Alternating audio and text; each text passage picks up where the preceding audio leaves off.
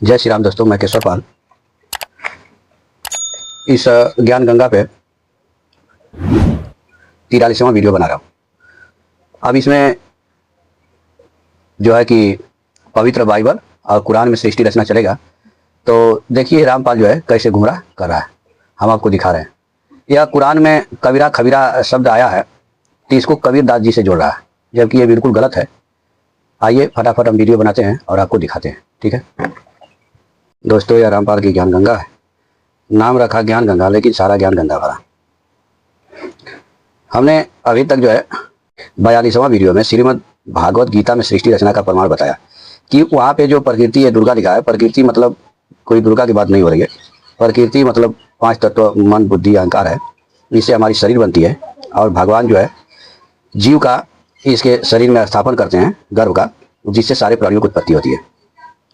यहाँ जो 3 गुण बताए गए थे, सदगुण रजगुण तमगुण, ये लिखा है कि मैं ब्रह्म काल इसका पति हूँ और दोनों के संयोग से सब प्राणियों की उत्पत्ति, सर्व प्राणियों से तीनों गुणों की ब्रह्मा विष्णु मैं शिव लिखा है उत्पत्ति होती है। तो ऐसा कुछ भी नहीं था, आप उस वीडियो को देख सकते हैं। अभी इसने गीता अध्याय नंबर 15 और श्लोक 1, 2, 3 और 4 का लिया है। इसको देखने के लिए आप हमारी वीडियो जो है 31 नंबर की देख सकते हैं, ज्ञान गंगा पुस्तक में रामपाल का पाखंड भाग 31, इसको देख सकते हैं। उसमें हमने इस पर वीडियो बना रखी है और समझा रखी है उल्टा लटका हुआ ब्रिज का, जो ये जो है इसका ये उल्टा लटका ब्रिज था, इस पर हमने वीडियो बना रखा है। आगे ये गीता अध्याय नंबर 15 का श्लोक नंबर 16 और 17 ले रहा है, तो इस पर भी हमने वीडियो बना रखी है। क्या गीता में 3 प्रभु बताए गए हैं, जो ये थंबनेल में आप देख सकते हैं और जाके वीडियो को देख सकते हैं। फिर इसने जो है कि गीता अध्याय 4 श्लोक 34 में कहा कि तत्वदर्शी संत, ये जो है लिया यहाँ से, ये तत्वदर्शी संत की पहचान बताई है। तो दोस्तों 4:34 में किसी तत्वदर्शी संत की बात भगवान नहीं कर रहे थे। इस पर हमने जो है कि वीडियो बनाया हुआ है, आप देख सकते हैं। तो यहाँ पे किसी तत्वदर्शी संत की बात नहीं हो रही है।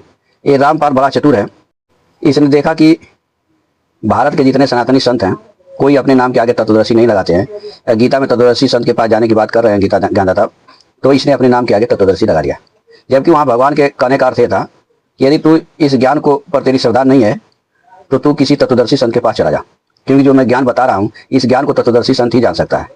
भगवान के कहने का अर्थ ये नहीं था कि मेरे पास ज्ञान नहीं है और तू जो है तुझे मैं आगे ज्ञान नहीं दे सकता। अगर ऐसी बात होती तो भगवान आगे ज्ञान देते नहीं और यहीं से ज्ञान को बंद कर देते। लेकिन वहाँ भगवान जो है अर्जुन को धमका रहे हैं, ठीक उसी प्रकार से जैसे किसी से आप बात कर रहे हो और आपकी बात पर उसको श्रद्धा नहीं लग रही है या विश्वास नहीं हो रहा है, तो आप कह सकते हो कि भाई जो मैं बता रहा हूँ इस पर तुम्हें विश्वास नहीं है तो तुम किसी दूसरे से जाकर पूछ सकते हो। यही भगवान ने कहा था। फिर भगवान ने 4:38 में बताया था कि वह जो तत्व ज्ञान है कर्म योगी जो है अपने आप में स्वयं पा लेता है। तो यहाँ पे किसी जो है तत्वदर्शी संत के पास जाने की बात नहीं हो रही थी, ठीक है। आगे जो है इसने खूब गप्पा मार रखी है, एक गप्पा मार रखा है कि अक्षर पुरुष वास्तव में अविनाशी नहीं है। यहाँ पे लिखता है कि दूसरा अक्षर पुरुष है, अक्षर का मतलब अविनाशी होता है, लेकिन ये क्या क्या कर रहा है कि अक्षर पुरुष वास्तव में अविनाशी नहीं होता है। तो ये गप्पे बहुत मारता है और इसके गप्पे को तो हम धीरे धीरे खोल ही रहे हैं। आज हम पवित्र बाइबल तथा पवित्र कुरान शरीफ में सृष्टि रचना का प्रमाण देखेंगे। तो दोस्तों इसने बाइबल से कोई ज़्यादा चीज़ नहीं लिया है, बस 6वां दिन प्राणी और मनुष्य अन्य प्राणियों की रचना करके ये सब छोड़ दिया है। हमारे पास यह काली किताब जो है जिसका नाम पवित्र बाइबल अर्थात पुराना नया धर्म या नियम को रखा हुआ है। तो हमको इसमें ज़्यादा कुछ लिया नहीं है, तो इसमें कुछ ज़्यादा दिखाने का मकसद भी नहीं है। और बाइबल हमारे सनातन ग्रंथ के किसी भी बात को काटती नहीं है। बाइबल अपनी बात को बताती है और हमारे सनातन ग्रंथ वेद पुराण गीता अपनी बात को बताते हैं। तो हमारा बाइबल वालों से कोई बात नहीं है, कोई तकरार भी नहीं है। वो अपनी बात को करते हैं और हमारा जो है गीता वेद पुराण अपनी बात को करता है, तो इससे कोई मतलब नहीं है हमारा। इसने कुछ ज़्यादा बताया भी नहीं है, तो इसलिए इस पर हम ज़्यादा चर्चा नहीं करेंगे। तो दोस्तों ये पवित्र कुरान शरीफ सूरत फुरकानी 25 आयत नंबर 52, 58 और 59 3 लिया है। इसमें यह कबीरा शब्द है, इसको जो है कबीर दास जी से जोड़ रहा है। यहाँ लिखा है कि इसका भावार्थ है कि हजरत मोहम्मद जी का खुदा प्रभु कह रहा है कि हे पैगंबर, आप जो काफिरों जो एक प्रभु की भक्ति त्याग कराने देवी देवताओं तथा मूर्ति आदि की पूजा करते हैं का कहा मत मानना, क्योंकि वे लोग कबीर को पूर्ण परमात्मा नहीं मानते। दोस्तों, अगर मोहम्मद साहब से उनका खुदा यदि कह दिया होता उसी समय कि कबीर नामक कोई परमात्मा है, तो मोहम्मद साहब अपने भक्तों को क्यों नहीं बताते? यह दुष्ट जो है, कबीरा एक शब्द है, इसके ऊपर जो है कह रहा है कि कबीर परमात्मा है। ठीक है, अटकलबाजी लगाया है। 58 में कबीरा शब्द आया है, इस पर भी खबीरा आया है, तो कबीरा यहाँ पे लिखा है, खबीरा आया है, लेकिन ये अपने में कबीरा लिखा है, जबकि यह खबीरा शब्द है। कबीरा शब्द इसमें है ही नहीं, तो इसको भी मैं दिखाऊंगा अभी कुरान में। और यह 58 में खबीरन शब्द है, तो एक कबीरन लिख दिया है, जबकि ये है नहीं, खबीरन केवल है। तो इसको भी देख लिया जाएगा। और दोस्तों, मैं इस कुरान में जो है आपको कबीर शब्द दिखाऊंगा। हालांकि मैं पहली वीडियो जो बनाया था कि रामपाल चतुर और कपटी ठग है, इसके जाल में फंसने वाले दास दासियां नीच गवार और मूर्ख हैं, उस वीडियो को आप देख सकते हैं। उसमें हमने इसका बात किया था, लेकिन फिर से हम इस पर वीडियो बना के आपको दिखा दे रहे हैं। ठीक है, तो आप वीडियो में बने रहिए। और यह हमारे पास जो है दोस्तों, यह हिंदी कुरान नामक अप्स है। इसमें जो है हम पहले इसकी जो है कि देख लेते हैं। सूरह नंबर 25 है और इसका आयत लिया है 52। तो दोस्तों, पहले हम जो है 52 में चलते हैं। यह 52 है, लिखा है कि फाला तुतियल काफिरी नव जाहिद हूँ भी जियादन कबीरा। ये जो इसका अनुवादकर्ता ने अनुवाद किया है कि तो आए रसूल, ये तुम काफिरों की इताअत न करना और उनसे कुरान के दलायल से खूब लड़ो। कैसा लड़ो? खूब लड़ो। फिर इसने जो है 58 लिया है, ये 58, इसमें कहा गया है, ऐ रसूल, यानी खुदा जो है मोहम्मद साहब से कह रहा है, तुम उस खुदा पर भरोसा रखो जो ऐसा जिंदा है कि कभी नहीं मरेगा, और उसकी हमद व सना की तस्बीह पढ़ो, और वह अपने बंदों के गुनाह की वाकिफकारी में काफी है, वह खुदा समझ लेगा। फिर 59 में लिखा है, ये 59 है, खबीरा शब्द आया है, तो रामपाल ने क्या किया, उसको कबीरा कर दिया। ये 58 में भी खबीरा शब्द है और 59 में भी खबीरा है, लेकिन इसने क्या किया है, कबीरा कर दिया है। जिसने सारे आसमान और जमीन और जो कुछ उन दोनों में से है, जो कुछ उन दोनों में है, 6 दिन में पैदा किया, फिर अर्श के बनाने पर आमदा हुआ, और वह बड़ा मेहरबान है, जो तुम उसका हाल किसी बाखबर से पूछना। बाखबर का अर्थ यह है कि जो खुदा को जानता है उससे पूछो। तो यहाँ पे कबीरा शब्द नहीं है, खबीरा है यहाँ पे, और ये 58 में भी खबीरा ही है, और केवल जो है 52 में, ये 52 में कबीरा था, 52 में कबीरा है। लेकिन हम इसी आयत में आपको दिखाते हैं, ये देखिए, इसी जो है 25 सूरह का आयत जो है 21 है, ये यहाँ पे कबीरा शब्द लिखा है। क्या कह रहा है खुदा, क्या कह रहा है कि और जो लोग कयामत में हमारी हुजरी की उम्मीद नहीं रखते, कहा करते हैं कि आखिर फरिश्ते हमारे पास क्यों नहीं नाजिल किए गए, या हम अपने परवरदिगार को क्यों नहीं देखते, उन लोगों ने अपने जी में अपने को बड़ा समझ लिया है और बड़ी सरकशी की है।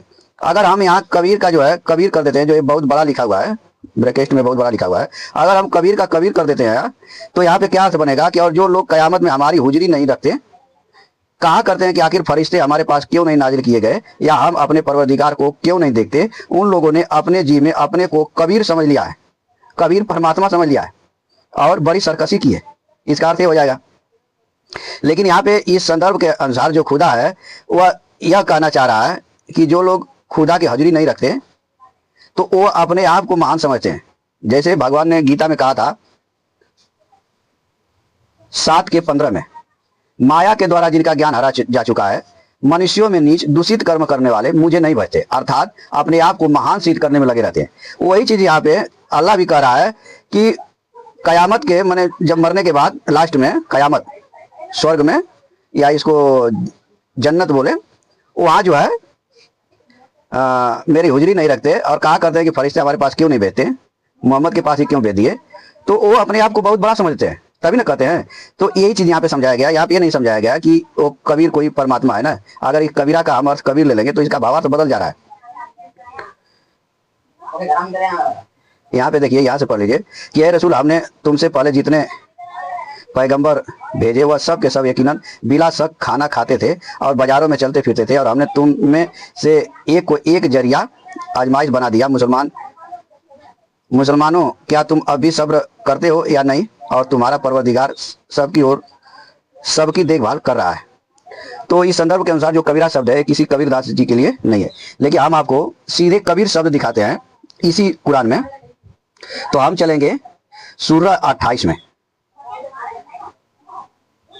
यह सूरह अल कसस है, 28 सूरह अल कसस। ये देखिए सूरह नंबर 28 है, इसका आयत 23 है। इसमें एक कबीर शब्द है, लेकिन इसको समझने के लिए थोड़ा हम ऊपर से पढ़ेंगे, तब इसका भावार्थ समझ में आएगा। यहां से इसकी कथा चलती है दोस्तों। ये मूवी आयत 15 से हम इसको पढ़ेंगे, तब समझ में आएगा कि उस कबीर का जो आयत 23 में कबीर का अर्थ क्या है। और एक दिन, ये देखिए, और एक दिन इतिफाकन मूसा शहर में ऐसे वक्त आए कि वहां के लोग नींद की गफलत में पड़े हुए थे। तो देखा कि वहां दो आदमी आपस में लड़े मरते हैं। ये एक तो उसकी कौम बनी इजराइल में का है, और वह दूसरा उसके दुश्मन की कौम किप्ती का है। जो शख्स उसकी कौम का था, उसने उस शख्स से जो उसके दुश्मनों में से था गलबा हासिल करने के लिए मूसा से मदद मांगी। ये सुनते ही मूसा ने उसे एक घूसा मारा था कि उसका काम तमाम हो गया। फिर ख्याल करके कहने लगे, ये शैतान का काम था, इसमें शक नहीं है कि वह दुश्मन और खुल्ला गुमराह करने वाला है। यानी यहाँ पे दो लोग लड़ रहे हैं, एक मूसा के कौम का है और एक दूसरी कौम वाला है। एक मूसा की जात वाला है, एक दूसरी जात वाला है। अब उसमें से जो मूसा के जात वाला है, उसकी सहायता करने के लिए मूसा वो दूसरी जात वाले को एक घूसा मार देता है, और वह जो है उसका काम तमाम हो जाता है। यहाँ पे लिखा उसका काम तमाम हो गया, यानी वो मर जाता है। आगे क्या होता है, फिर बारगाह खुदा में अर्ज की, परवरदिगार, बेशक मैंने अपने ऊपर आप जुल्म किया, इस शहर में आया तो तुम मुझे दुश्मनों से पोसीदा रख। गरज खुदा ने उसे पोसीदा रखा, इसमें तो शक नहीं है कि वह बड़ा पोसीदा रखने वाला मेहरबान है। यानी खुदा जो है रक्षा करने वाला है। आगे जो है, मूसा ने अर्ज की, परवरदिगार, चूंकि तूने मुझ पर एहसान किया है, मैं भी आइंदा गुनाहगारों का हरगिज मददगार बनूंगा। जब वो बच जाता है, कुछ नहीं होता है, तो खुदा को जो है कहता है कि मैं भी गुनाहगारों का मददगार बनूंगा। गरज रात को जो गुजरी, सुबह को उम्मीदों बीम की हालत में मूसा शहर में गए तो क्या देखते हैं कि वही शख्स जिसने कल उससे मदद मांगी थी, उसने फिर फरियाद कर रहा है। मूसा ने उससे कहा, बेशक तू यकीनी खुल्ला गुमराह है। गरज जब मूसा ने चाहा कि उस शख्स पर जो दोनों का दुश्मन था छुड़ाने के लिए हाथ बढ़ाए, तो किप्ती कहने लगा कि ये मूसा, जिस तरह तुमने कल एक आदमी को मार डाला था, उसी तरह मुझे भी मार डालना चाहते हो। तो तुम बस ये चाहते हो कि रुए जमीन में सर्कस बनकर रहो और मसलह कौम बनकर रहना नहीं चाहते। यानी यहाँ पे ये कहना चाहता है कि तुम जो है सर्कस यानी बदमाश बन के रहना चाहते हो, कौम नहीं, बिरादरी वाला नहीं बन के रहना चाहते हो, यानी मिलजुल कर नहीं रहना चाहते हो। मूसा से उसने कहा। और एक शख्स शहर के उस किनारे से डरता हुआ आया और मूसा से कहने लगा, मूसा, तूने यकीन जानो कि शहर के बड़े बड़े आदमी तुम्हारे बारे में मशवरा कर रहे हैं कि तुमको कत्ल कर डालें, तो तुम शहर से निकल भागो। यह बातचीत चली रही है कि एक आदमी आया और उससे बोला कि भाई बड़े बड़े आदमी जो है मशवरा कर रहे हैं कि मूसा को कत्ल कर दिया जाए। आगे, मैं तुमसे खैर ख्वाना भलाई के लिए कहता हूँ। गरज मूसा वहां से उम्मीद और बीम की हालत में निकल खड़े हुए और बारगाह खुदा में अर्ज की, परवरदिगार मुझे जालिम लोगों के हाथ से नजात दे। यानी जब वो आदमी कहता है कि तुमको मारने के लिए बड़े बड़े लोग जो है तुम्हारा इंतजार कर रहे हैं, तुम यहाँ से भाग जाओ, तो वहां से मूसा भाग जाता है और भगवान से, खुदा से अर्ज करता है कि मुझे जो है इन दुश्मनों से बचाओ। और जब मदियन की तरफ रुख किया और रास्ता मालूम न था, तो आप बोले, मुझे उम्मीद है कि मेरा परवरदिगार मुझे सीधे रास्ते दिखा दे।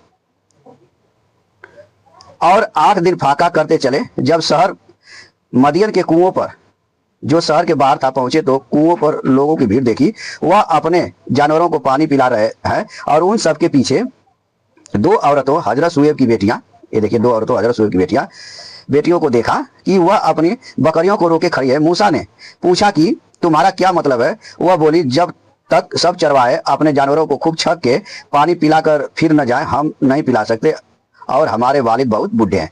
यहाँ जो कबीर शब्द आया है दोस्तों, इसका अर्थ यहाँ पे हमारे वालिद बहुत बूढ़े हैं, ये आया बहुत बूढ़े हैं। यानी यहाँ पे मूसा जो है उन लड़कियों से कह रहा है कि तुम लोग यहाँ पे क्या कर रही हो?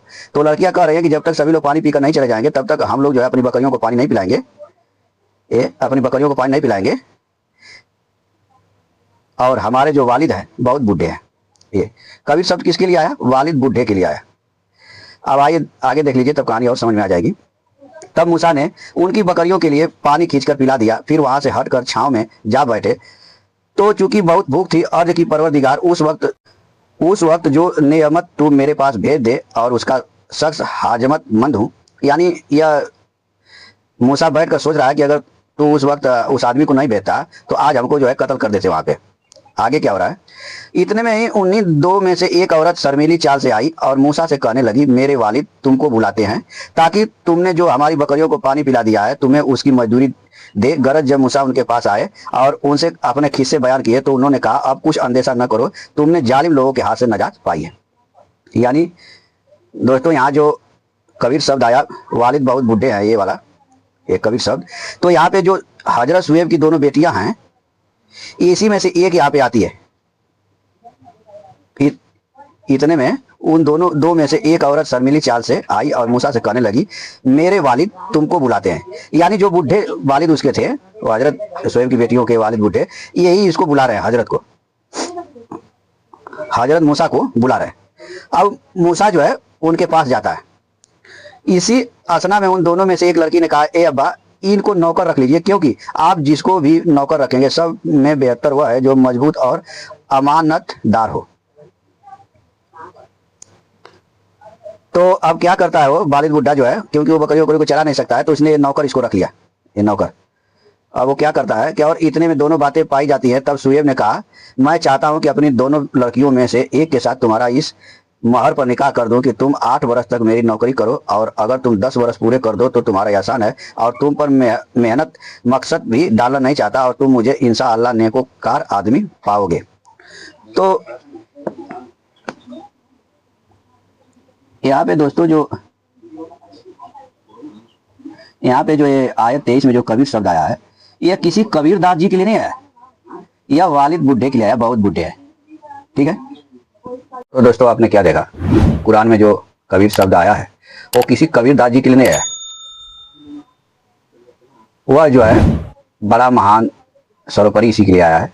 कुरान में बहुत आयतों में बहुत बार कबीर शब्द आया है। अगर मैं दिखाने लगूं तो कई घंटे की वीडियो बनेगी।